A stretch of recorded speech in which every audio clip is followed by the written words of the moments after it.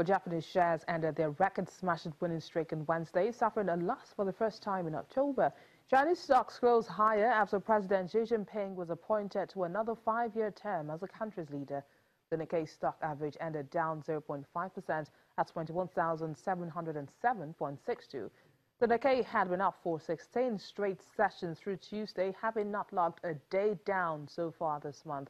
The Hang Seng Index rose 0.5%. The close at 28,302.89 from its lowest close of October, and its top gainers were Chinese companies, namely consumer and energy shares, with Shanghai Composite Index ended 0.3% higher at 3,396.9, while the Shenzhen Composite added 0.8% to 2,025.32.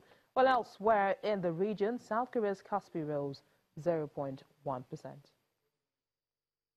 Now, back here in Nigeria, a battled indigenous-listed energy trader, Owando, has responded to the Securities and Exchange Commission's alleged findings following the Commission's investigation of the company and the penalties that followed.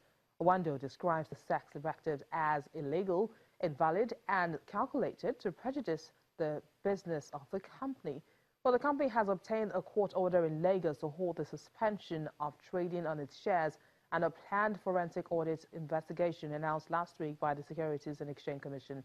On Monday, the Nigerian Stock Exchange placed technical suspension of a share price movement on Owando Nigeria after a full suspension was placed on the energy company for 48 hours last week.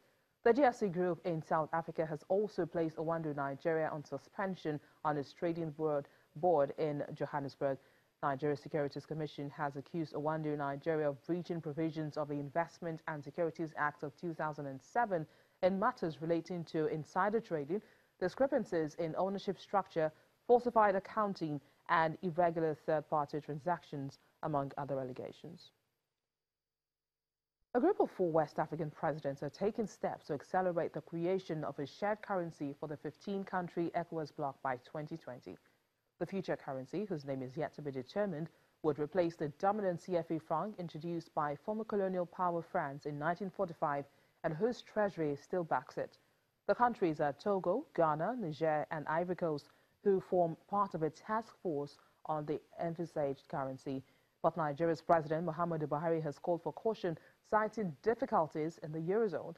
It says Nigeria will caution against any position that pushes for a fast-track approach to monetary union, while neglecting fundamentals and other pertinent issues. West African leaders have for decades held meetings on creating their own currency in order to promote regional trade and investment, but little progress has been made. And the managing director of the International Monetary Fund, Lagarde, has commended the Saudi Arabian government for a significant progress made in its economic reform agenda as fiscal consolidation efforts are beginning to bear fruit. According to Ms. Lagarde, progress with reforms to improve the business environment are gaining momentum, and the framework to increase the transparency and accountability of the government is in place. But the IMF chief is seeking the Saudi Arabian government support for female entrepreneurs in the country through dedicated programs under the Small and Medium Enterprise Initiatives. Ms. Lagarde, who just concluded a visit to Riyadh, Saudi Arabia, is also calling for fiscal incentives to help businesses build or reconfigure workspaces to accommodate women in line with social norms.